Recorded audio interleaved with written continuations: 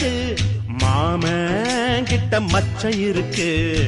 காக்கி சட்டை போட்ட மச்சான் களவு செய்ய கண்ணம் வச்சான். கண்ணம் வைக்க வந்த மச்சான் கன்னத்துல கண்ணம் வச்சான்.